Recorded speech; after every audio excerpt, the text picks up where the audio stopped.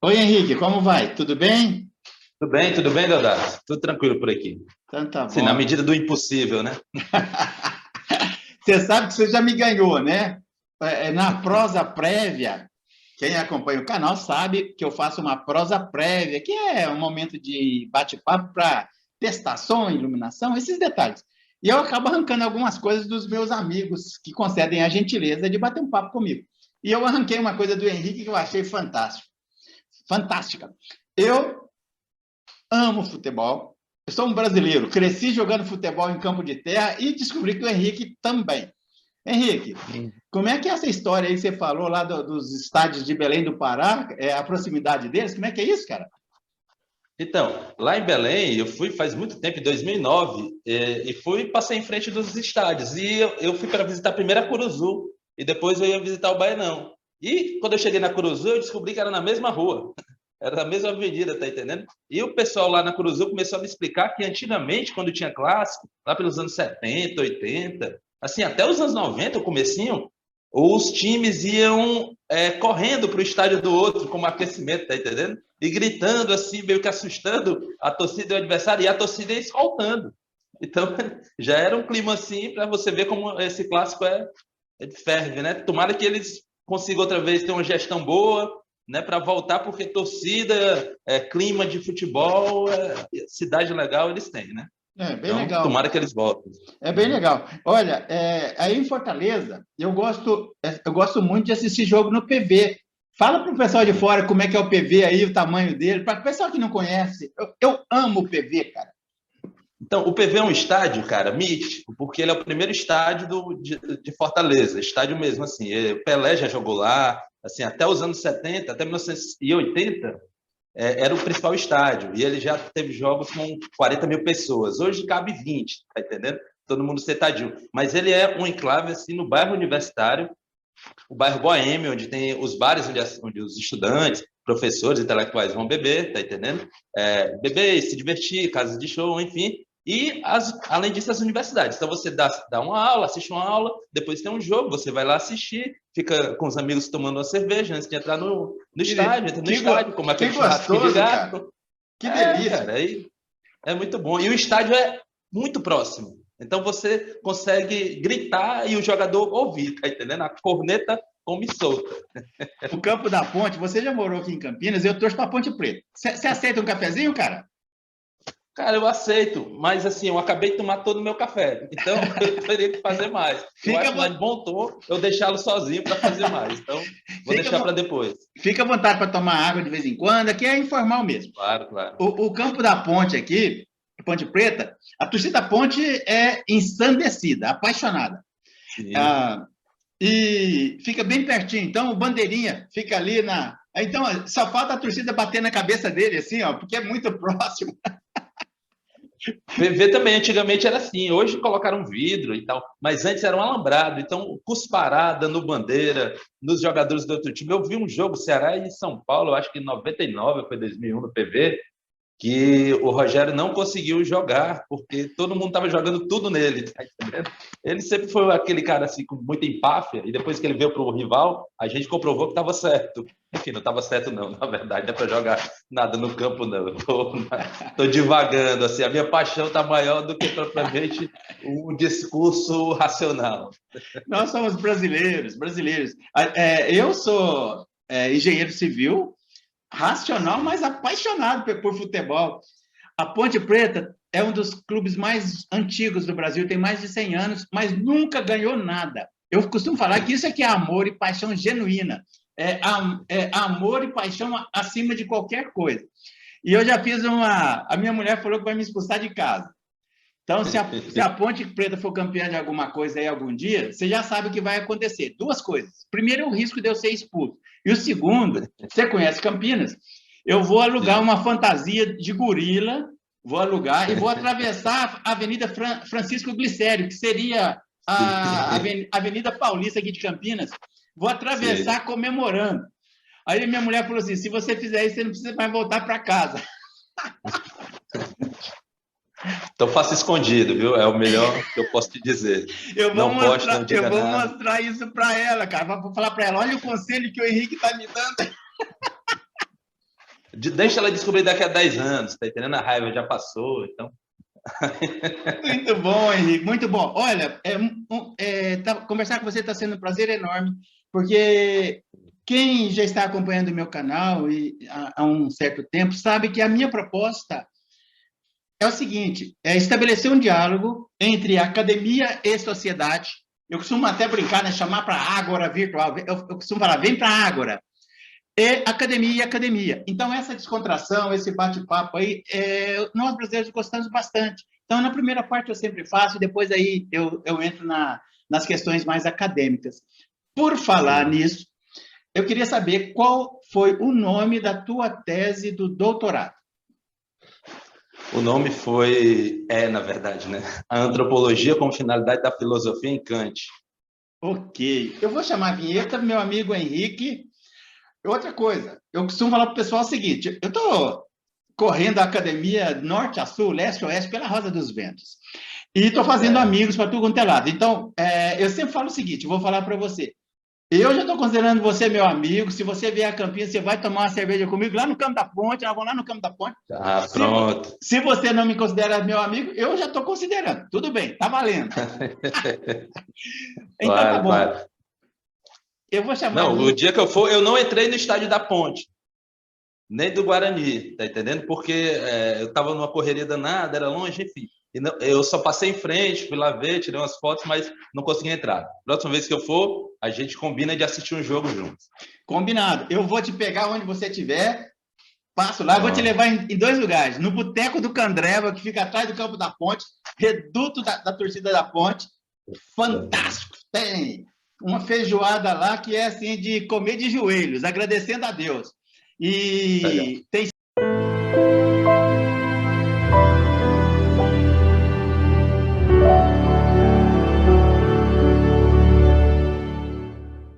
Ok, como eu comentei na abertura, antes da vinheta, eu vou conversar com o Henrique aqui, vou bater um papo com ele sobre a pesquisa do doutorado dele.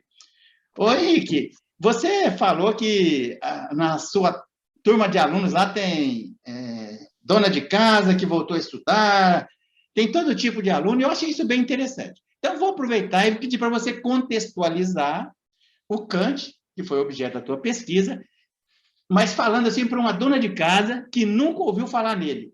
Contextualiza no tempo e no espaço o Kant. Fala onde ele nasceu, quando ele, aonde, quando nasceu, quando morreu. Por favor. Então, como você disse, se contextualizar para dona de casa, eu costumo fazer isso porque a filosofia da Universidade Estadual do Ceará entram 200 alunos por ano.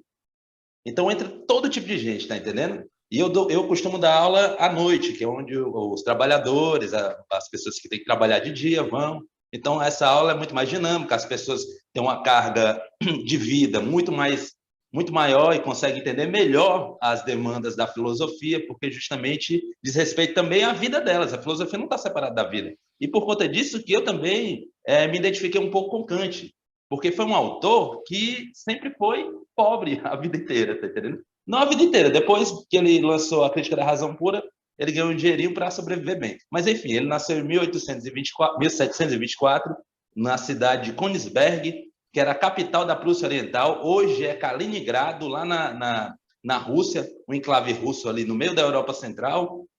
Uma cidade portuária, uma cidade um tanto quanto cosmopolita, não tanto, assim, feudal cosmopolita, aquele paradoxo, porque recebia muitos navegantes e comércio, enfim. E ele era filho de um celeiro, um cara que fazia sela para cavalo, o pastor da igreja dele, que o pai e a família costumava frequentar, viu que ele tinha talento para inteligência e levou para estudar no seminário onde ele odiava. Ele odiou, saiu do seminário, virou justamente. Entrou na universidade que ninguém até hoje sabe qual foi. Existiam três na época: direito, teologia e medicina. Ninguém sabe qual foi a faculdade que ele cursou. O arquivo se perdeu, enfim. Ele terminou a graduação. Durante a graduação, ele costumava jogar bilhar apostado para se manter, tá entendendo? Ele era um grande jogador de bilhar, gostava também de tomar um vinhozinho, uma cerveja. Era o Rui Chapéu. Era o Rui Chapéu da época, o Kant era muito bom de bilhar, para você ter uma ideia. Na juventude era muito bom. Depois ele teve que dar aula, né, cara? Aí deu aula para criança, filho de nobres e ricos. Depois, já muito jovem, já conseguiu terminar o doutorado, entrar na universidade como privado docente, que é mais ou menos o que eu sou. É uma espécie de professor substituto. Só que no meu caso, o Estado paga. No caso dele, os estudantes tinham que pagar. Tá entendendo? Espaço da universidade, tudo, tal, manuais também fornecidos pela universidade, mas a grana, quem pagava eram os estudantes a ele. Então ele tinha que ter ele tinha que ser um grande professor para poder sobreviver. E ele deu aula de tudo, de artilharia, matemática. Eu vou falar uma coisa aqui, talvez se for muito chulo você corta. Ele dava aula assim, desde atracamento de navio a sexo de mosquito, tá entendendo? Ou seja, ele tinha que dar aula de tudo para sobreviver. Então, era esse cara que foi um trabalhador da filosofia. Era um cara que tinha que dar muitas aulas, no tempo livre escrever também, porque a publicação na época também era ponto para você conseguir alguma vaga. Ele era um cara focado, ele queria uma cadeira de lógica e metafísica na Universidade de Königsberg e sempre ofereciam outras cadeiras, outras disciplinas para ele como professor. Para ser professor efetivo, ele não queria aquela universidade, queria aquela cátedra na universidade dele. Foi oferecido, inclusive, para ele, quando ele tinha por volta de 40 anos, para ser o cara que escrevia os discursos do imperador. Tá entendendo? E ele não quis. Ele não quis, porque tinha que morar em Berlim e tal. E ele não quis ficar na cidade dele. Enfim, um cara bem provinciano, cosmopolita, e que quando velho, né? Porque ele começou a ser conhecido de fato do grande público quando tinha 57 anos. Ou seja, quando ele escreveu A Crítica da Razão Pura, ele tinha 57 anos. Então, a obra que normalmente nós estudamos dele vai dos 57 aos 77, 78, mais ou menos. Ele morreu com 80, nos últimos 2 anos ele não estava conseguindo trabalhar tão bem, tanto, né? Enfim, senilidade e tal, a gente sabe como funciona isso. Mas a grande obra dele. E as anedotas que a gente conhece da vida dele, o que normalmente costuma se propagar da vida dele, são desse período onde ele foi um grande filósofo conhecido. Me conta. Ou seja, ele era um senhor me conta, já de idade com as suas manias. Espera aí, me conta algumas das anedotas, porque eu faço corte, viu? Eu jogo umas partes assim mais engraçadas no que eu chamo de café, comédia e academia. Conta aí algumas das anedotas dele aí. Eu sou da comédia, inclusive sou cearense. Enfim. Mas conta aí algumas das anedotas dele. Não, tem uma que é mais famosa. Eu vou começar pela mais famosa, depois eu vou percorrendo as menos famosas. A mais famosa é que ele costumava fazer um passeio todo dia na mesma hora, se eu não me engano, era 4 horas da tarde, onde ele percorria o mesmo caminho todo dia no mesmo horário. Se costumava dizer que todo mundo arrumava o relógio justamente pelo horário que Kant caminhava, porque justamente era um horário certo, tá entendendo? Outras também, por exemplo, ele como já estava mais velho, ele não conseguia se abaixar para levantar a meia. Então ele criou um sistema em que ele colocava umas tiras de pano nas meias e pelo bolso mesmo ele puxava, tá entendendo? Para poder não se abaixar, não precisar se abaixar, tá entendendo? E outras. Kant era tabagista, ou seja, um fumante, e adorava cigarro. Ele era boêmio? Ele não era um boêmio como ele gostava de se reunir, gostava de conversar, era um cara altamente sociável. Assim, como ele foi pobre, né, normalmente os pobres deslumbrados, ele era um desses pobres deslumbrados, ele costumava pagar pão é uma palavra horrível, mas ele costumava se dar muita bola para a burguesia do lugar onde ele vivia, em Königsberg. Então ele era sempre convidado para jantares com os nobres, e ele dominava a conversa, tá entendendo? Porque ele era um cara muito sociável. E, ao mesmo tempo, além de ser um cara muito sociável, ele era um cara antenado com tudo que acontecia no mundo na época dele, tá entendendo? Como Königsberg era um porto, ele costumava pedir livros e recebia muito rápido esses livros, tá entendendo? E outras, vinham muitos marinheiros de outros lugares do mundo todo. E os oficiais... Henrique, pera aí, Henrique. Quando você falou que a cidade era portuária, quase toda cidade portuária tem muita prostituição, muita boemia, né? Por isso que eu perguntei. Sim. E ele tinha esse perfil, jogador de sinuca, tá? Mas devia ser boêmio. Então, a gente não tem... Inclusive, tem algumas anedotas que ele queimou algumas cartas antes de morrer, tá entendendo? Então, a gente não tem muita coisa da vida dele. Queima de arquivo. Queima de arquivo. Auto-queima de arquivo, né? Enfim, então a gente não tem muita coisa da vida dele na juventude. Mas a gente sabe disso. Que ele fumava cachimbo, que ele gostava muito de café, que ele gostava de cerveja, de vinho. Tanto é que na velhice, ele não deixou esses hábitos. O que ele fez? Ele regulou. Ele acordava, tomava uma dosezinha de café, tá entendendo? E dava um pito no cachimbo. Olha só para manter o vício, tá entendendo? Para não ter aquele problema de abstinência e tal. Enfim, era um cara altamente hipocondríaco, tá entendendo? Toda carta que ele mandava para algum amigo dele, que era filósofo e médico, era perguntando de alguma coisa que ele estava sentindo. Então, é um cara interessante nesse sentido, porque parece que a sua obra é altamente organizada, é altamente sistemática, você vai encontrar tudo ali funcionando muito bem, na verdade é um caos total, tá entendendo? É muito contraditório, você encontra várias contradições ao longo da obra de Kant.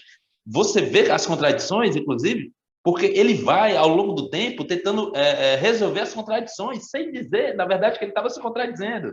Então, é um negócio muito caótico, tá entendendo? E tem que ter uma certa dedicação para justamente entender um pouco do que se passava ali na cabeça, o que se passava ao redor da sua vida social, o que se passava na Europa naquela época, na Prússia, enfim, porque ali tem as críticas e a sua obra em geral não está separada, como acho que de nenhum filósofo, mas a dele principalmente não está separada do contexto sociohistórico que ele estava vivendo. Ou seja, mesmo uma crítica da razão pura, que parece ser uma obra que queira, na verdade, resolver um problema da metafísica, depois a gente pode entrar nesse assunto com mais profundidade, ou não, qual era o grande... Vamos só falar, né? Porque eu vou falar aqui, conto o milagre, não conto o nome do santo, né? Então, vamos lá. É o seguinte, né? Qual era o grande problema da crítica da razão pura?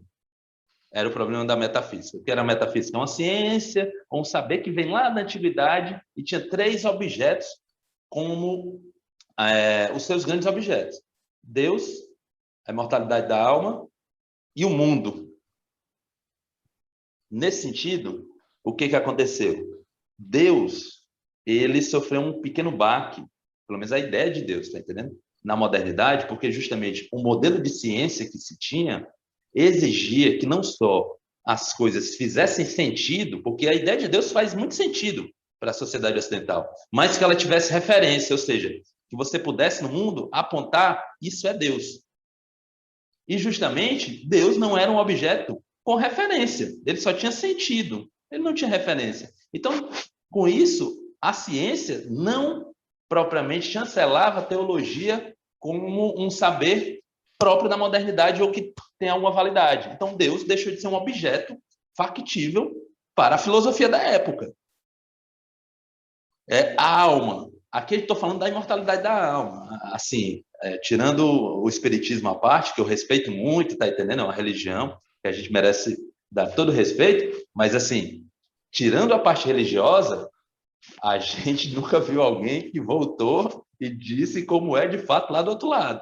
Porque a gente não sabe se tem ou não outro lado. Então, como a gente não sabe, ou seja, não tem uma referência empírica, uma referência no mundo que esteja no espaço e no tempo, não tem como falar sobre justamente a imortalidade da alma. Sobrou o quê? O mundo.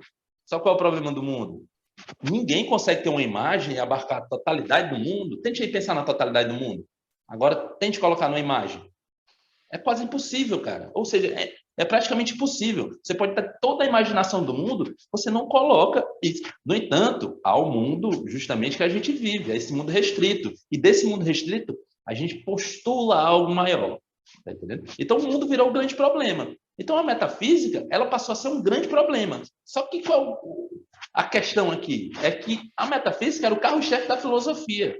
Ou seja, era o saber principal da filosofia. Se a metafísica está em xeque, a filosofia está em xeque. Se a metafísica não consegue resolver os problemas que ela mesma coloca, a filosofia não consegue resolver os problemas que ela mesma coloca. Então, a crítica da razão pura, ela diz respeito justamente a isso.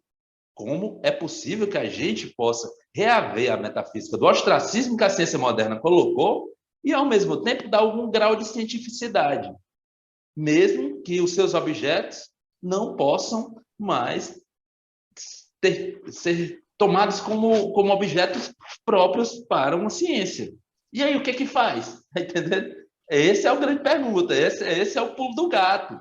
Tá entendendo? Ele passou mais ou menos 30 anos pensando nisso. É quase o seu casamento, que você disse antes 40 anos, né? Só de casamento com a filosofia, com a metafísica, ele passou 30 para tentar pensar uma solução para isso. Então, esse é o grande problema. Eu não sei se eu estou me estendendo, mas. Não, Enfim. peraí. Tem outra semelhança. Eu estou casado há 40 anos e até hoje não entendi minha mulher.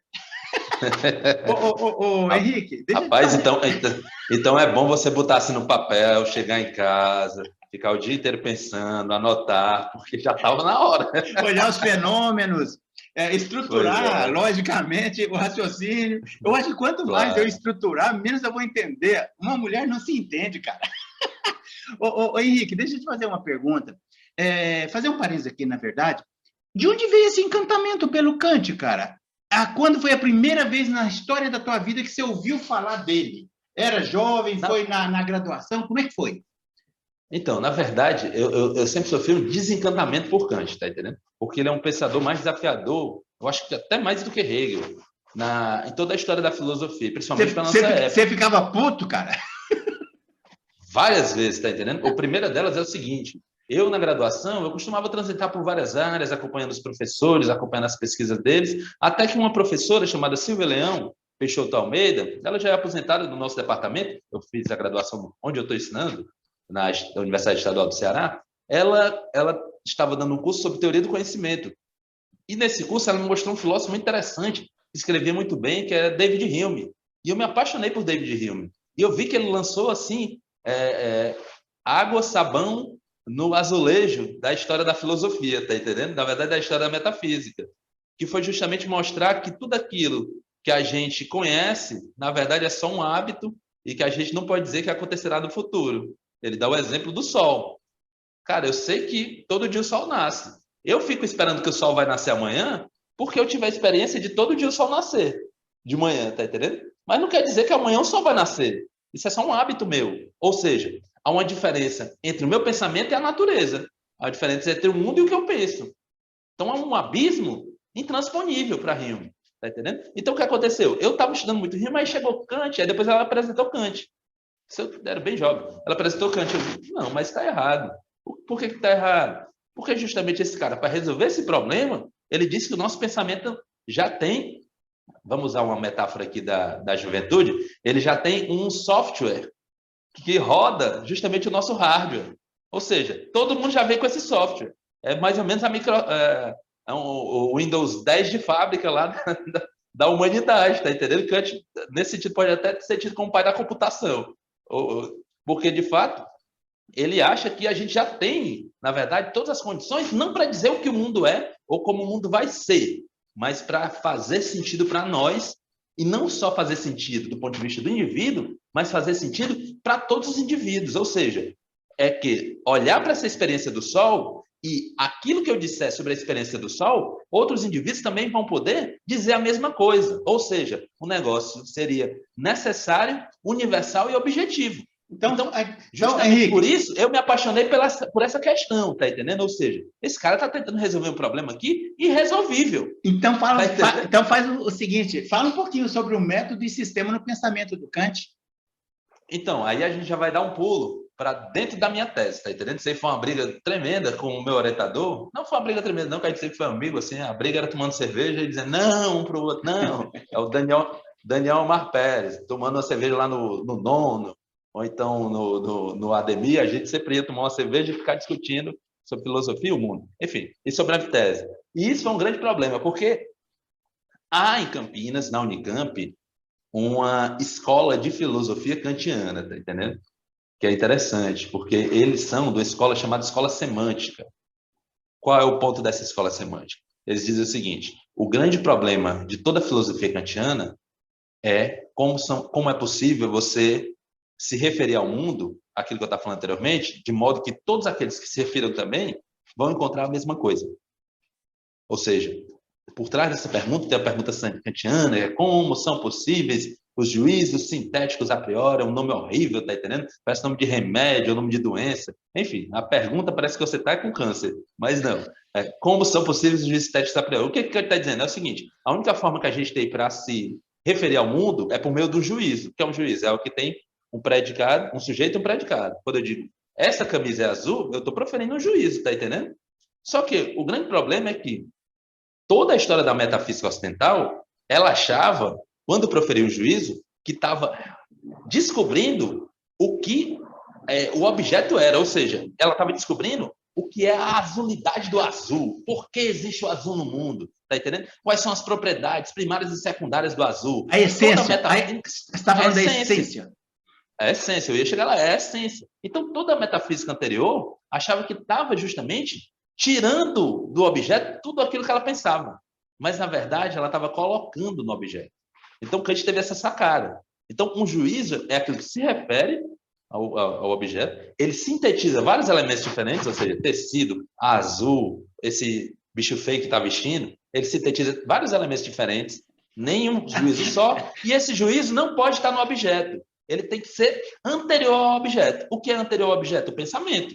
Então, nós já temos que ter esse software no pensamento para dizer, ou para poder se referir a isso como azul. Isso está fora da história, está fora da linguagem, ou seja, é anterior à linguagem, anterior à história. Na verdade, a história e a linguagem só tem sentido porque já existe esse software. Então, lá em Campinas, se tem justamente essa escola, que diz justamente o seguinte: a filosofia kantiana, o método dela, justamente consiste em um método de análise e síntese, ou seja, análise de objeto e síntese, proferindo juízos sintéticos a priori. Então, Kant teria uma forma de se referir ao mundo de modo a se referir teoricamente, ou seja, do ponto de vista da ciência, da física, da matemática, eticamente ou moralmente, sobre o que fazer enquanto ser humano individual em relação com os outros, e finalisticamente, ou teleologicamente, se a gente pode dizer assim. Ou seja, para onde nós vamos fazendo, conhecemos o que nós conhecemos e fazemos aquilo que devemos em comunidade com os outros. Ou seja, isso tudo, dentro dessa escola semântica de Campinas, seria mediado pelo juízo, seria mediado pelo sentido que o humano dá ao mundo. E é um sentido objetivo. O que é um sentido objetivo? Que todos aqueles que olharem ou analisarem o mesmo objeto vão encontrar o mesmo sentido. E se não encontrar o mesmo sentido, o interessante é que encontre algo mais nesse sentido que ajude toda a humanidade a ver também, tá entendendo? Então, isso é o que se pode chamar de escola semântica de Campinas. Eu acho a escola semântica busca padrões. Isso. Busca padrões, modelagem de padrões de sentido. Sim. E como proferir juízos para que esses sentidos tenham referência, entendeu? Só que qual é o grande problema? Eu acho que, eu usei inclusive na minha tese essa metáfora, porque a minha avó era bordadeira, era rendeira, tá entendendo? Minha avó é rendeira do interior de Maranguape, minha família toda eu também, de Maranguape, terra do chicanismo, da Ipioca, né? Enfim, do Capistrano de Abreu. Então, ela era bordadeira, e qual é o sentido? O sentido é o seguinte: eu metaforizei, ou na verdade, fiz uma analogia entre o ponto de bordado e o juízo. O que é o ponto de bordado? É um negócio tão pequenininho, tá entendendo? Tão pequenininho que você vai fazendo, só que você tem um sentido para fazer aquilo ali maior, tá entendendo? Você quer formar uma figura. E para formar uma figura, você precisa do ponto de bordado. Mas só o ponto de bordado não dá conta de explicar a figura. Ou seja, então eu penso que tem em Kant dois níveis para o método. 2 níveis de apresentação. Ele se apresenta, sim, no ponto de bordado, ou seja, ele se apresenta no juízo, nessa semântica, mas ele também se apresenta em algo que é maior, que eu chamo de método transcendental ou doutrina do método transcendental, que é o próprio Kant que chama, na verdade. Ou seja, o que isso significa? Isso significa que esses juízos eles servem para algo maior, ou seja, para formar uma figura, uma doutrina que tem que ser ensinada para a humanidade. E essa doutrina ensinada para a humanidade tem que servir como um padrão justamente para a humanidade saber o que fazer e como proceder em direção às suas finalidades. Finalidades essas pensadas pela razão. O Kant o Kant buscou estabelecer uma ética prática na relação com o outro. Também. Qual é o sentido dele? Ele diz o seguinte: a gente só tem uma razão, mas essa razão pode ser usada de várias formas diferentes. Nós usamos a razão para conhecer, na verdade, a razão coloca os elementos, é isso que ele diz, e o entendimento, que é aquilo que entende o mundo, separa e depois junta de novo, é isso que significa entender, tá entendendo? Ele profere o juízo. Mas, justamente em relação à ética, não tem como a gente saber ou conhecer o que é o ser humano. Por quê? Porque ele é um ser livre. O que é ser um ser livre? É o seguinte: quando, por exemplo, eu tenho fome, isso é uma causalidade da natureza, ou seja, é causado pela natureza. Se eu Se eu não comer, eu vou ter fome. Mas agora, eu, por exemplo, querer acabar essa entrevista agora, porque eu não estou gostando, tá entendendo? Essa causa não é da natureza, ela é minha. Eu posso escolher uma causa que não é justamente determinada pela natureza. Isso se chama, para Kant, a liberdade. Então, essa liberdade, de fato, é uma liberdade que está pautada completamente em nós mesmos. Ou seja, nós temos essa capacidade. Só que a liberdade e a nossa capacidade, justamente, de tomar decisões morais, exige que haja outros seres que também tomam decisões morais, tá entendendo? Nós só vivemos em comunidade. E aí começa a briga, conflito, vai, vem, gritaria, mas esse é o ponto, tá entendendo, da ética? Então, também é possível proferir juízos éticos pela razão, se eu chegar na tua pergunta. Por quê? Porque, de fato, a gente tem que dizer o que fazer e como fazer, e agir segundo esse discurso. E ele propôs isso. Propôs isso. Tá, propôs mas isso. Deixa eu voltar aqui um pouquinho. O que é o pensamento flexível dele? Era aquilo que eu não sei se eu estava te falando no começo ou na nossa pré-conversa. Eu já misturei tudo aqui. Mas, na prosa prévia. Prosa prévia, isso mesmo. Prosa prévia. É o seguinte, é aquilo que eu estava falando anteriormente. O Kant é altamente contraditório. E ele vai tentando resolver essas contradições ao longo da obra. E essas contradições parecem que não aconteceram anteriormente. Por quê? Porque ele vai tentando resolver e de modo que aquilo que ficou de modo último, ou seja, a resolução, parece encobrir o que estava atrás, o que ficou para trás. Por exemplo, vou dar um exemplo. Kant é um dos primeiros caras a embarcar numa ciência, se a gente pode dizer assim, ou no saber que surgiu no século XVIII, com Rousseau, que é a filosofia da história.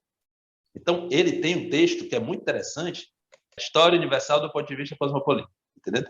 Se não foi mais ou menos isso, está nessa linha. Enfim, nesse texto, ele diz uma coisa que é até acrítica, ou seja, sem crítica. O que significa crítica? Crítica é você levar tudo ao pensamento e saber o que serve e o que não serve. Parece que esse texto é acrítico, porque o que ele diz? Ele diz que há uma providência cega, ou seja, há uma mão da natureza levando a humanidade a progredir eternamente para o melhor, mesmo que a humanidade faça eternas cagadas no processo ou no caminho, tá entendendo? E isso não tem a ver com o indivíduo. O indivíduo pode fazer assim a pior coisa do mundo, matar, enfim. A questão é a humanidade inteira progredindo para o melhor, tá entendendo? E essa providência cega só vai levar a humanidade justamente a melhorar suas condições de vida. Esse texto é de 1784. Só que aconteceu um negocinho em 1789 e ele ficou meio chocado, tá entendendo? Que foi a Revolução Francesa, cortaram a cabeça do rei, porque ele estava acostumado com uma revolução. A revolução que se tinha, que tinha na cabeça de todo mundo na Europa, era a Revolução Gloriosa, lá na Inglaterra, onde, sem dar um tiro, conseguiram expulsar os Cromwell e outra vez estabelecer uma monarquia parlamentar que está lá até hoje, tá entendendo? Enfim, e quando ele viu aquele negócio lá na França, uma guerra assim do povão, tá entendendo?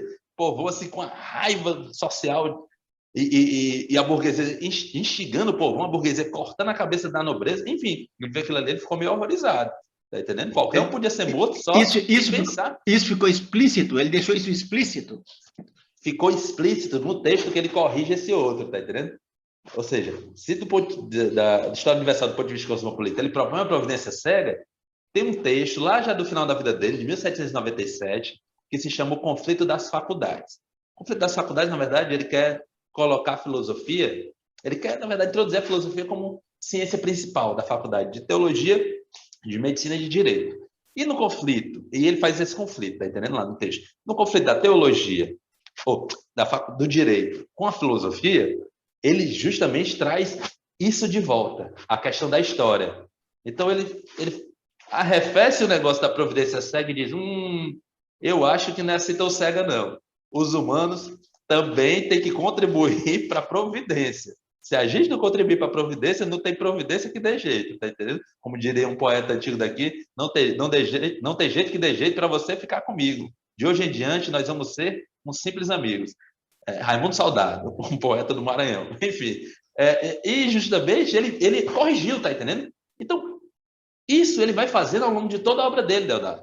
A obra dele inteira propor uma coisa, na edição seguinte corrigir, ou então propor uma ideia, a galera começar a criticar e ele vai lá e corrige, outras não, outras ele mantém firmemente, tá entendendo? Até porque não dá para ficar mudando muito de ideia, porque senão você perde credibilidade, tá entendendo? Então ele defende firmemente algumas, mas a maioria, o pensamento flexível dele é justamente isso.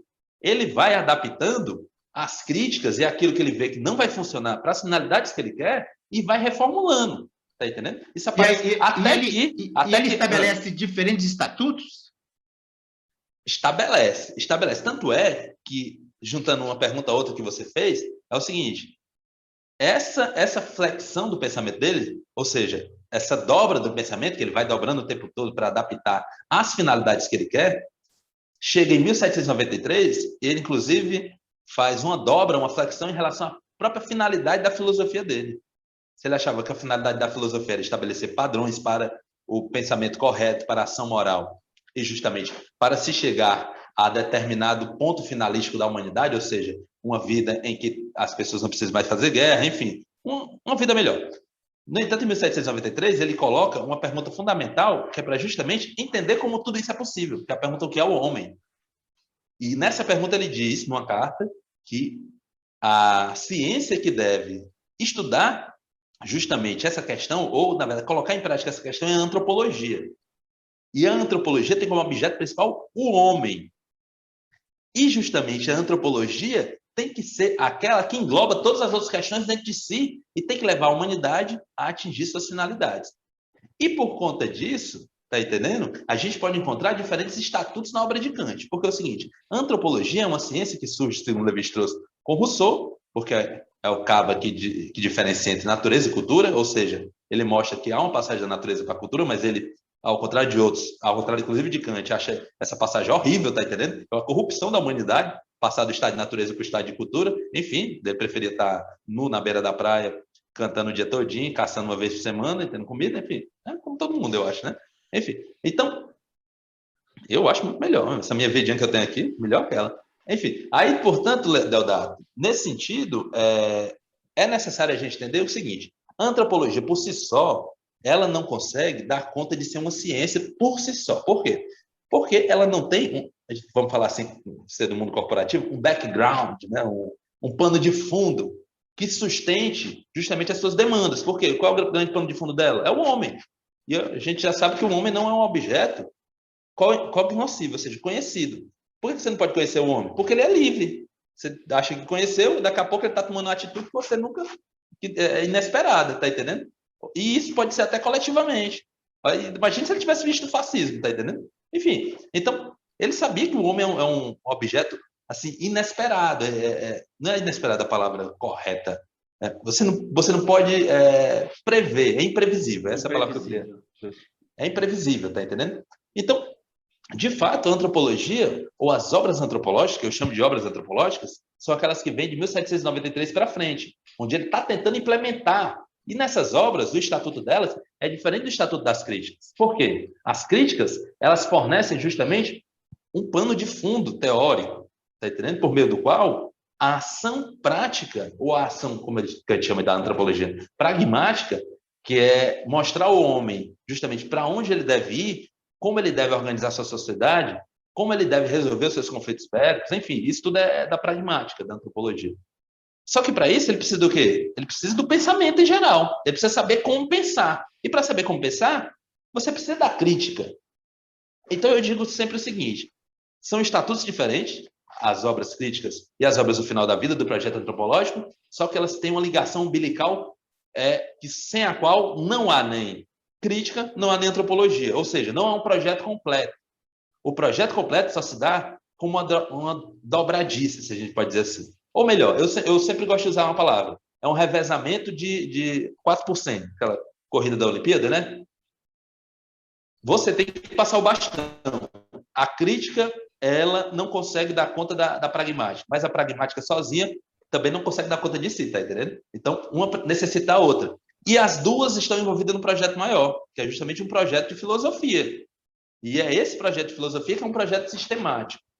Aí a gente começa uma outra disputa aqui dentro do campo dos kantianos, porque é uma briga de foice tremenda, o pessoal quer se matar quando se encontra, tá entendendo? É um xingando o outro, nem é. Tô só aqui colocando uma imagem para vocês pensarem o Daniel Omar Pérez tentando bater no Loparico, não é isso não. Ô, Henrique, na tua tese, chegando para o final dela ali, você estabeleceu ou procurou estabelecer uma espécie de linha do tempo, uma genealogia da antropologia passando pelo Kant? Sim, porque é o seguinte, ó, os kantianos esqueceram da antropologia. Na verdade, Kant morreu em 1804. Todo o século XIX esqueceu da antropologia, porque eles estavam muito mais preocupados com a epistemologia, com fundamentar a ciência, tá entendendo? Que foi surgindo assim. Ciência surgia mais enfim, que chuchu na beira de serra, tá entendendo? Tava dando ciência, assim, então, biologia, química, antropologia se tornou ciência de fato, enfim, tudo que a ciência a gente conhece hoje foi surgindo ali no século XIX. Então, eles estavam preparados em quê? Em justamente uma epistemologia que diga por que algo pode ser ciência. Então, eles esqueceram, não só os kantianos, na verdade, toda a intelectualidade esqueceu, inclusive a antropologia que a gente conhece hoje, a antropologia social, esqueceu Kant. E eu estou mostrando, né, e eu quero mostrar com isso, sobre a genealogia, que justamente a antropologia de Kant, ela não está baseada num certo psicologismo, desculpe, ou numa certa área da metafísica que tem a ver justamente com um eu fundamental que está grudado, guardado no cérebro, a partir do qual nós todos podemos nos dizer pessoas, que era o que estava em jogo ali no começo, quando a antropologia de Kant surgiu. Por quê? Kant, olha, não tinha liberdade de cátedra. Quando ele lançou a antropologia como disciplina acadêmica, em 1772, tá entendendo? Foi um dos primeiros na Europa a colocar a antropologia como uma ciência acadêmica. Como não tinha liberdade de cátedra, você tinha que escolher o manual. O professor não era um professor, era um leitor de manual. Ele fazia uma espécie de meio-campo, né, para usar uma metáfora de futebol, um meio-campo entre o texto e a estudantada. Então, por conta disso, o Estado fornecia alguns manuais para as disciplinas e o professor apenas escolhia o manual e, quiçá, poderia melhorá-lo justamente com as suas questões de sala de aula. Enfim, esse era o ponto. Só que quando você colocava uma ciência nova, na verdade, uma disciplina nova, que não tinha manual, tá entendendo? Você podia ir inventando um manual. Então, ele criou várias disciplinas para fugir da censura do Estado. E uma delas foi a antropologia. Só que ele não sabia muito bem o que fazer, tá entendendo? Ele até sabia um pouco. Então, ele pegou o manual de Baumgarten sobre a psicologia empírica e, a partir desse manual, ele foi desenvolvendo, tirando algo aqui, outra ali, enfim. Só que a maioria dos kantianos e a maioria das pessoas que trabalham com a antropologia kantiana pensam que a antropologia ela surge daí, tá entendendo? Por quê? Porque quando ela foi disciplina acadêmica, a primeira coisa que a gente fez foi reaver esse manual. No entanto, Kant já vem trabalhando com antropologia ou algo parecido desde da sua juventude, bem jovem mesmo, tá entendendo? Quando ele começou a dar aula. Que ele começou a dar aula com outra disciplina que ele introduziu na academia. E ele é um dos pais, que é a geografia. A geografia física. E na geografia tinha a sua parte física e a parte humana. A questão é que, nas suas aulas de geografia humana, não cabia mais gente, tá entendendo? E o assunto ficou tão grande que estava comendo o assunto da geografia física. Então, o que ele fez? Ele adaptou para uma antropologia. Ou seja, da geografia humana passou a ser uma antropologia, uma ciência da natureza humana. Só que, como não tinha manual, ele teve que trazer o manual do Baumgarten só para dar aquela enganada, tá entendendo? Sabe aquele falso 9?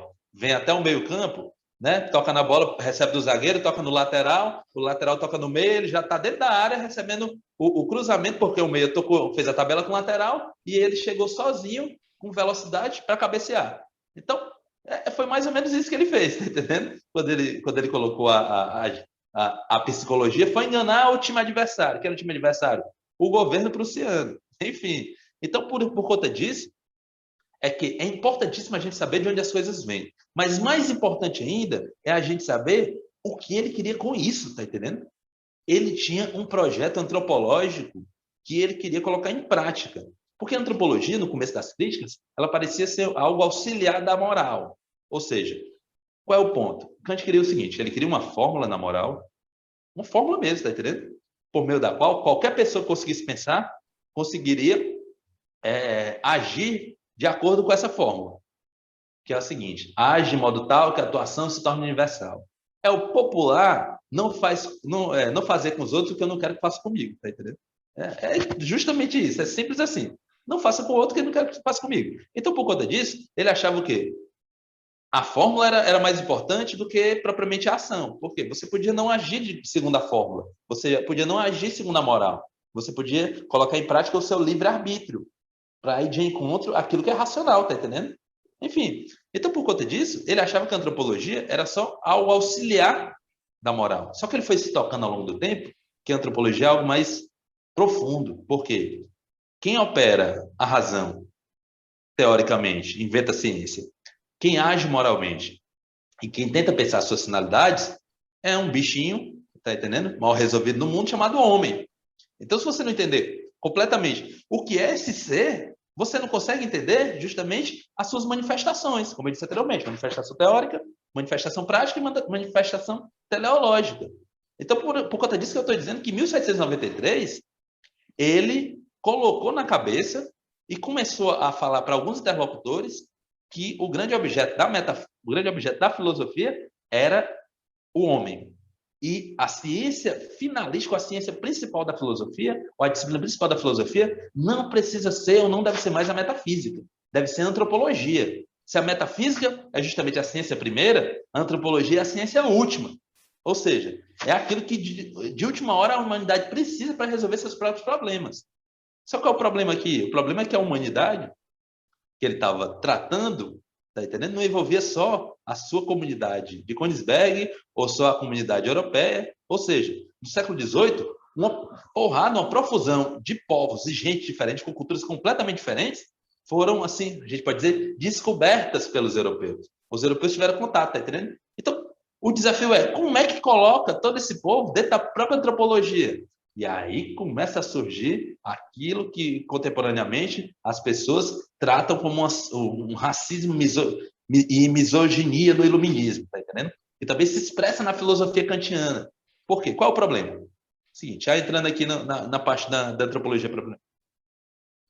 Kant, apesar de colocar para os seus interlocutores aquilo que ele estava fazendo, só depois de um tempo ele colocava justamente no papel. Tá entendendo? Ele não teve direito para colocar no papel. Só que as coisas que ele colocou no papel, tá entendendo? São altamente preconceituosas. Em que sentido? O sentido é o seguinte: como Kant, pensa que a natureza humana não é cognoscível, não é possível conhecer, porque justamente o ser humano é imprevisível, o que você pode fazer, então? Você tem que postular finalidades. Ou seja, como é que eu posso pensar aonde o ser humano tem de ir, ou como ele deve proceder para justamente atingir algo que possa resolver os seus próprios problemas? Então, ele postulou uma espécie de sociedade cosmopolita. O que significa cosmopolitismo? Aquilo que interessa a todos. Então, uma sociedade cosmopolita, uma sociedade que interessa a todos, em que todo mundo tem de sair do estado de natureza, que ele considerava brutal, as sociedades indígenas consideravam brutal, sem lei. Cara, nunca vi um índio na vida, né? Um indígena ou uma aldeia. Enfim, brutal, sem lei e coisas desse tipo. E era necessário entrar no estado de cultura. O que era o estado de cultura? Justamente um estado mediado por uma constituição civil que regule os conflitos entre os proprietários. E nesse sentido, e entre os seres em geral, tá entendendo? E nesse sentido, justamente esse estado cosmopolita também evitaria guerras ofensivas, tá entendendo? Porque no século 17, 18, uma profusão de guerra, tá entendendo? Guerra civil para todo lado, enfim. Então, por conta disso, era necessário postular aquilo que o humano deve ser.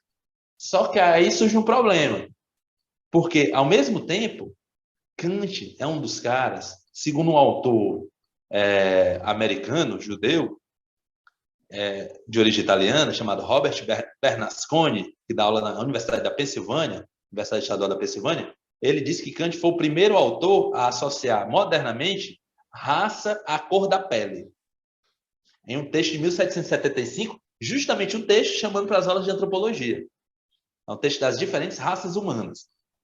Mas qual é o ponto desse texto? Eu sempre costumo falar que o Kant, assim como os povos europeus, ele parece a Chiquinha do Chaves, né? Falando do seu Madruga, né? Quando ela vai defender o seu Madruga, ela sempre diz, né? Com o seu barriga, ou alguém falava mal dele, vocês falam mal dele porque ele é feio, ele é magro, ele não tem dinheiro, não sei o que, tá entendendo? Então, é mais ou menos isso que Kant fazia com os outros povos não europeus. Ele defendia de uma forma horrível. Mas, enfim, por que eu estou dizendo isso? Porque é o seguinte, ele dizia assim, havia um debate nessa época, nos anos 70, sobre justamente a origem da humanidade. Se ela teria várias origens diferentes ou se ela teria uma origem única. essa tese de várias origens diferentes era defendida por autores, por exemplo, como Voltaire. Voltaire achava que justamente os homens vinham de descendências diferentes. Voltaire achava que os africanos de pele negra descendiam dos gorilas. Tá entendendo? O que Kant faz? Kant corta o balãozinho de Voltaire. Ele diz o seguinte: não, não, não, meu amor. Todo mundo vem do mesmo tronco comum. Não importa a cor da pele, não importa de fato onde esses povos estão agora. A minha tese é que todos vêm de um ser humano comum, ou de uma espécie comum. Agora, por conta de uma espécie de diáspora, que a gente não sabe muito bem como aconteceu, e por conta de, nessa diáspora, as gerações tenham adquirido características segundo a geografia do lugar, ou seja, clima, relevo e tal, então, esses homens mudaram a sua cor da pele. Então, o que era fundamental aqui para a raça era a cor da pele. Por isso, os africanos ficaram negros, os indígenas, pele vermelha, tá entendendo? Só que ele é muito contraditório em relação aos asiáticos, tá entendendo? Porque ele coloca indianos e chineses dentro do mesmo balaio, mas enfim. E os europeus ficaram brancos. Então, essa é a tese da monogênese. Monogênese, ou seja, todo mundo vem do mesmo tronco comum. Só que qual é o problema? Apesar de vir do mesmo tronco comum, as pessoas são diferentes fenotipicamente, tem raça diferente. E, posteriormente, no começo ele era meio que fazia história da natureza. Meu nome? História natural, tá entendendo? Ou seja, ele estava preocupado com a fisiologia. Assim como um botânico está preocupado com o aspecto da planta, tá entendendo? As suas constituições botânicas, ele estava preocupado com a fisiologia. Posteriormente, ele começou a colocar aspectos culturais nisso daí. Aí entra o cosmopolitismo que eu estava falando anteriormente. Por quê? Com esses aspectos culturais que ele coloca, por exemplo, ele fala em algumas passagens da geografia que, por exemplo, a raça mais baixa é a dos indígenas. Não tem cultura nenhuma, são incapazes de conhecimento. A terceira raça são a dos negros, que apesar de ter alguma cultura, são incapazes de aprendizagem. Ele diz isso assim, ipsis literis, tá entendendo? Os indianos, eles têm até uma mente filosófica, mas não tem muito talento não para a filosofia, tá entendendo? Eles estão mais voltados para a arte. Aquele que tem todo o talento do mundo é o branco prussiano, tá entendendo? De origem germânica. Esse é o cara que tem todo o talento do mundo. Homem, tá entendendo? Não é mulher, nem entra aqui. Ou seja, ele hierarquiza as raças de uma maneira tal que, para atingir esse cosmopolitismo, ou seja, esse estado que interessa a todos, todas as outras raças, mulheres igualmente, têm que seguir o padrão europeu. O padrão de sociabilidade, o padrão de moralidade, todos esses outros padrões, justamente para resolver o problema da natureza humana e para que os seres humanos entrem, de fato, nos trilhos segundo os quais a razão pode pensar como melhor para todos, é necessário que essa razão postule para todos esses padrões. Aí vem a parada mais interessante. Por quê? Porque ele acha que negros, índios e mulheres não tem tanta aptidão assim para entrar no estado cosmopolita, tá entendendo? Ou seja, mesmo remando muito, ou seja, mesmo se aculturando, mesmo vivendo desde o início dentro da Europa, ele achava que justamente não conseguia por conta da cultura entranhada, por conta da raça, enfim, tá entendendo? Então, aqui, Kant, ao mesmo tempo que ele é altamente contraditório, é aquilo que eu estava falando, tá entendendo? Ao mesmo tempo que ele coloca, por exemplo, que um ser humano é um fim em si mesmo e que nunca deve ser tratado como um meio, e nesse sentido, por exemplo, até mesmo o capitalismo não sobreviveria tanto dentro da ética kantiana, tá entendendo? Ele também coloca negros, índios e mulheres como inferiores aos brancos. Aí, muitas pessoas perguntam, sim, esse ser humano que é fim em si mesmo, quem é? É o branco, europeu? Tá entendendo? Ou são todos? Ele diz que são todos no início, tá entendendo? Ele sempre está dizendo, a humanidade é uma só, a raça é diferente. Então essas contradições vão aparecendo, e por conta dessas contradições, ele não conseguiu terminar o seu projeto antropológico. Por quê? Porque houve um déficit entre a ciência que ele postulou, a antropologia, e o objeto, a humanidade, tá entendendo? Se a humanidade envolvia negros, índios e mulheres, a antropologia não conseguia dar conta de negros, índios e mulheres como dentro da finalidade humana. Então, esse gap, essa contradição, ficou irresolvível para Kant, tá entendendo? Então, foi um projeto malogrado, mas foi um projeto. Ele estava colocando em prática e aquilo era a finalidade da sua filosofia, tá entendendo? Isso, assim, fica praticamente escondido. Olha, para tu ver um negócio, eu tive um trabalho assim, do cão, tá entendendo? Assim, era melhor quebrar pedra meio-dia no Quixadá, no sertão do Ceará. Por quê? O trabalho do cão. Foi o seguinte, para mostrar que eu estava certo, porque meu orientador, ele fez um desafio irado, muito massa, tá entendendo? Que te instiga. Ele disse, Henrique, tudo bem, essa tua tese aí, mas 200 anos estudando Kant, só você viu, é? O que você tem de especial? Aí eu, é mesmo, né? Aí o que eu fui fazer? Eu fui ver os outros. Tudo bem, eu fui ver os outros, mas eu não vou, assim, Kant talvez é o filósofo, depois de Aristóteles, mais citado da história da humanidade, tá entendendo? Então não tem como você ver todos os trabalhos do mundo. Aí o que eu fiz? Não, mas tem uma revista que foi fundada em 1896, tá entendendo? E, juntamente com a Sociedade Kant, que está viva até hoje, que é a Kant Studien. Então, o que eu fiz? Eu fui na Kant Studien e categorizei de 1896 até 2010, eu também tive saco para depois, tá entendendo? Até 2010, qual era a porcentagem de trabalhos, de artigos, enfim, resenhas e tudo mais, sobre antropologia em Kant. E olha que eu ainda fui legal, coloquei antropologia, dentro da antropologia, a religião, tá entendendo? A história, enfim, todos esses trabalhos que não estão Aí ligados você levou para o às teu críticas. orientador, falei, tá aqui. Levei. Cara, eu esqueci um pouco as estatísticas, mas se eu não me engano, só 5% dos artigos da Kant Studien estavam, de fato, voltados à antropologia kantiana. E desses 5%, Seja, só 2%. de certa forma, você foi inédito. Sim, está aqui. Então, inclusive, eu quero mandar até para a Kant Studien, porque está bem categorizado, tá entendendo? E eu coloco artigo por artigo. Eu fui lá, tá entendendo? Claro que eu não li todos os artigos, o que eu fazia? Eu analisava o resumo. Sim, Então, a partir do resumo, se o resumo tivesse dúbio, eu li um pouco mais. Enfim, e a partir disso eu colocava. Isso durou 2 anos, tá entendendo? Fazendo isso. Tem gráficos e tal, deixa eu ver aqui. Eu acho que eu achei aqui. Deixa eu ver. Não, foi pior do que quebrar a pedra, então? Quebrar a pedra no meio do sertão.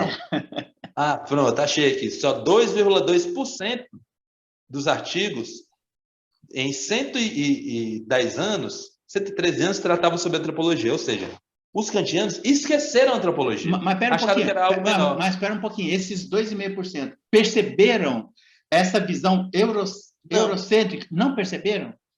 Não. Essa é a tragédia, tá entendendo? Do mundo que a gente vive hoje. Ou seja, nós vivemos num mundo em que a filosofia ela não é algo exclusivo da Europa. Por quê? Por conta da colonização, vários povos foram subalternizados, no sentido que seu pensamento era subalternizado em relação ao europeu. E no século XX... Talvez em função do pensamento do Kant. Também, é isso que eu estou dizendo. Kant é fundamental também por conta disso, porque ele coloca uma espécie de lógica fundamental, onde todo mundo tem que ter essa mesma lógica, esse mesmo sentido de pensamento. Ele coloca uma filosofia fundamental, ou seja, ele coloca as questões fundamentais que toda a humanidade deveria seguir. E a colonização, ela colocou essa sequência, ou essa forma de seguir esse pensamento, não com argumentos, mas com a espada. Sim. Tá entendendo? Com a espada e o canhão. Mas foi só ele? Mas peraí, não foi só ele. Não só ele. Eu acho que ele é o mais central de todos. Porque o século XVIII, ele aumenta assim, exponencialmente o nível de colonização.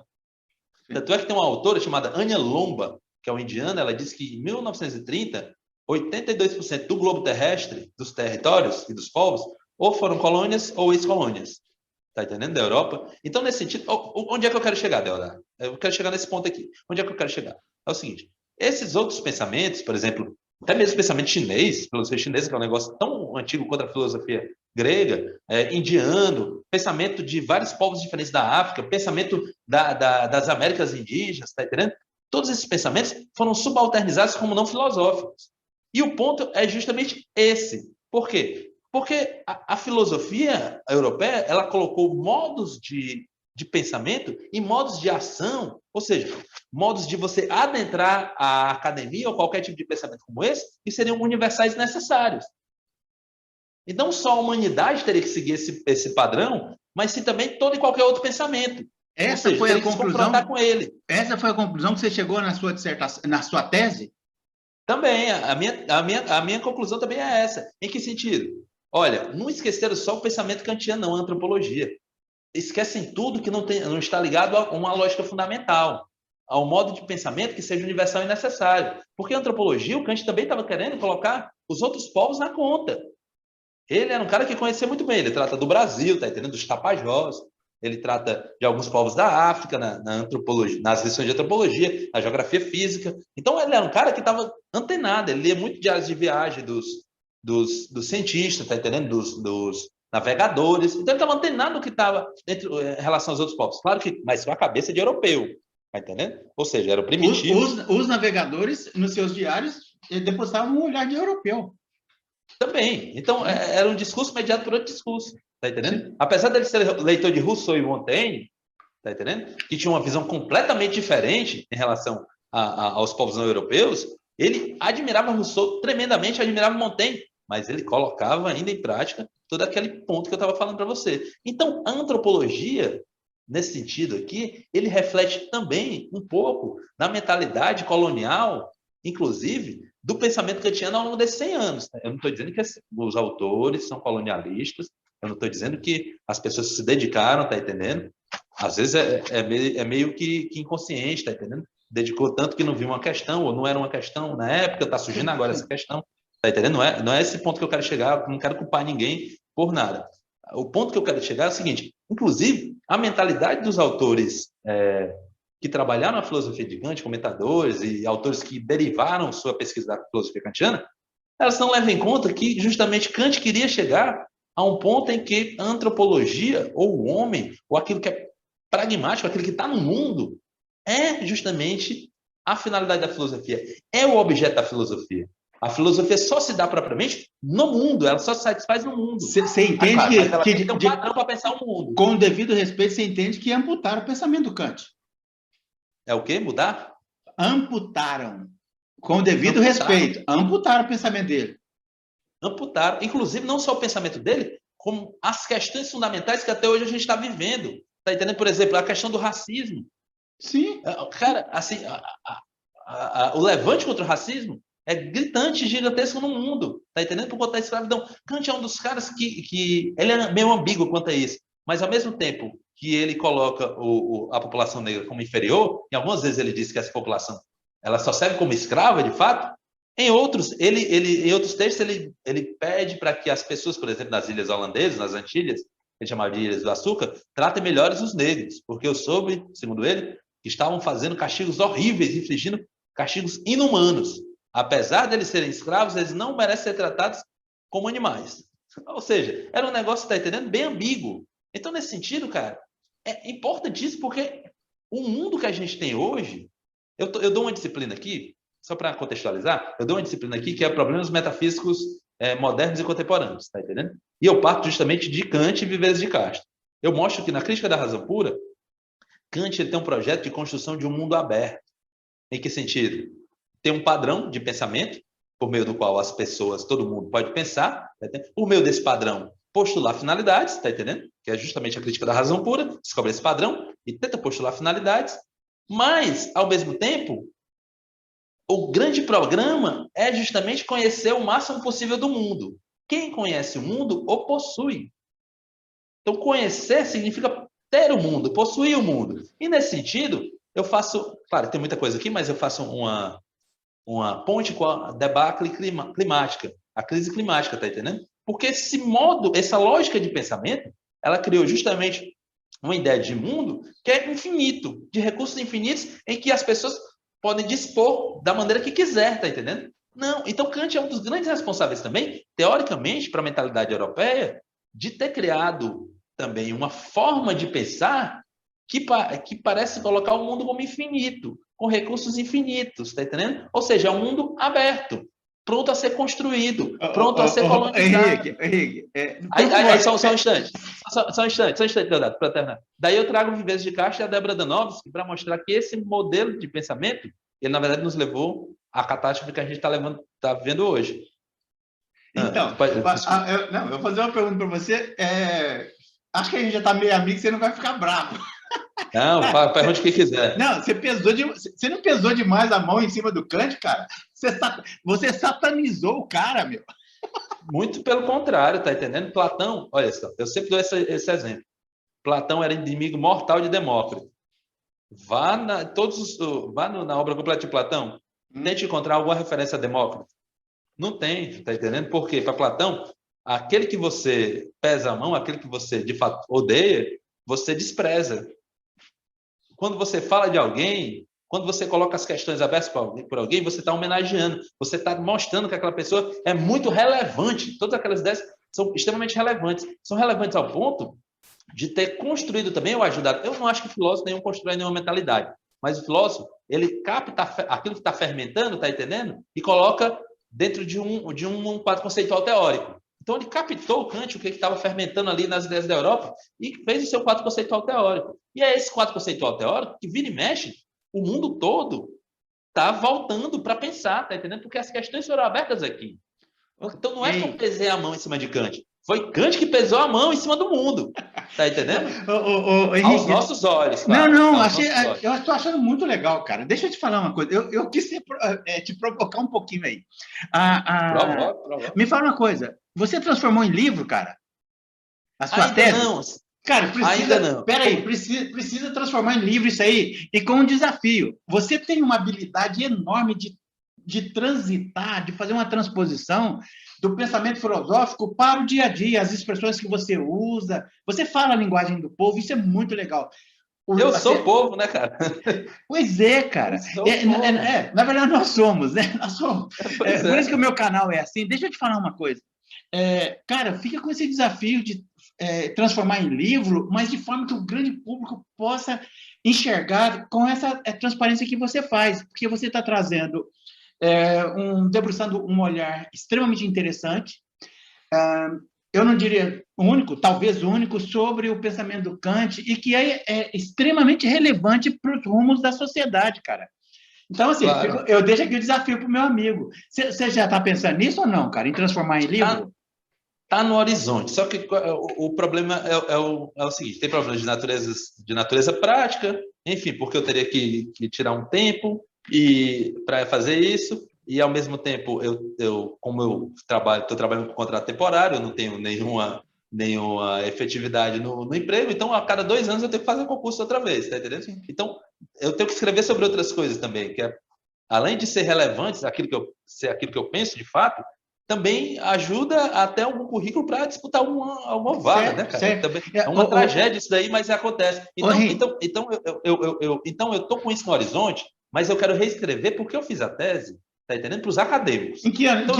Em que ano terminou? 2019, foi agora. Tem 2 anos, tá entendendo? Então, eu fiz a tese meio para um meio acadêmico, tá entendendo? Mas eu queria, ao mesmo tempo, eu estava na cabeça, transformar em livro, reescrevendo algumas partes, outras não também interessantes, mas reescrevendo algumas partes para fazer essa introdução geral que eu estou fazendo aqui com você, tá entendendo? Para mostrar o que é relevante ali, socio-historicamente, na sociabilidade e na história que a gente estava inserido. Por que ele colocou essas questões? Então, tudo isso eu queria fazer, coisa que eu não fiz no texto. Eu me preocupei bem mais a dar uma fundamentação teórica ao texto do ponto de vista da academia, tá entendendo? Mas é claro, aí pode ficar com as duas coisas, aí eu adapto. Mas está no horizonte. Legal. Tá no horizonte. Eu vou reescrever, vou deixar prontinho e mandar para as editoras. Você está pensando em fazer um pós-doc aí, na mesma linha, cara? Só eu penso, agora tem que alguém me aceitar, né? O Brasil, assim, não está aceitando nem de graça, tá entendendo? Eu estou vendo algumas coisas fora do Brasil. Eu não queria sair propriamente do Brasil. Eu acho que aqui é o lugar mais interessante e livre para pensar, apesar dos apesares, viu? Sim, na academia. Sim. Apesar de, por exemplo, na academia dos Estados Unidos, os professores ficam com medo de fazer qualquer crítica ao Estado de Israel e à guerra que está acontecendo, tá entendendo? Porque é um lobby muito grande de você ser considerado antissemita, quando na verdade você está só falando sobre alguma injustiça bem pontual, tá entendendo? Então não tem liberdade nenhuma nesse sentido, os empregos não são tão como é que eu posso dizer, fixos, assim. Enfim, eu acho aqui ainda o mais interessante, mas eu quero também, né? Eu passei um tempo em Hong Kong durante o doutorado. Uhum. Henrique, eu quero deixar, a gente está caminhando para o final, eu quero deixar o convite aqui para a gente voltar a conversar outras vezes. Você tem a cara da proposta do canal, rapaz, teu jeito de se colocar, a tua paixão pela filosofia e esse trânsito que você tem assim, na forma de se comunicar. Então, fica aqui o convite, a gente volta a conversar e eu quero te agradecer muito. Hoje, falando eu que agradeço pelo convite. Tá bom. Assim, agora eu vou falar um pouquinho, vou encher a tela aqui, para quem está nos assistindo. Você que nos assistiu, que chegou até aqui, nesse momento, por gentileza, deixe as suas considerações, suas críticas, a sua concordância ou não com a visão do Henrique em relação ao Kant. É extremamente instigante e interessante. Com certeza o Henrique vai gostar de ouvir aí as suas observações. Então não deixe de colocá-las, tá bom? Dê o like, dislike, fale o que você quiser. Henrique, muito obrigado, cara. Um abração, a gente volta a se falar, tá bom? Ah, eu que agradeço, Deodato. Em relação ao pessoal, pode dar like, dislike, me chamar de feio, jogar uma pedra, não tem importância alguma, tá entendendo? Elogiar, né? Elogiar. Elogiar, fazer pix, tudo isso eu estou aceitando. Não tem problema algum. Enfim, então eu que agradeço a oportunidade. Eu acho que eu não cheguei a falar muito sobre a minha pesquisa depois que eu terminei, tá entendendo? Então, eu agradeço a oportunidade, vou colocar, inclusive assim, deixar para os meus alunos também verem, para justamente entender um pouco também do que eu estou falando por aí. Enfim, é justamente isso. Então, obrigado, cara. Eu que agradeço e da próxima vez a gente vai tomar aquela cerveja lá atrás do estádio da Ponte Preta e assistir um jogo lá da Macaca. Combinado, combinado. Um abração, a gente se fala.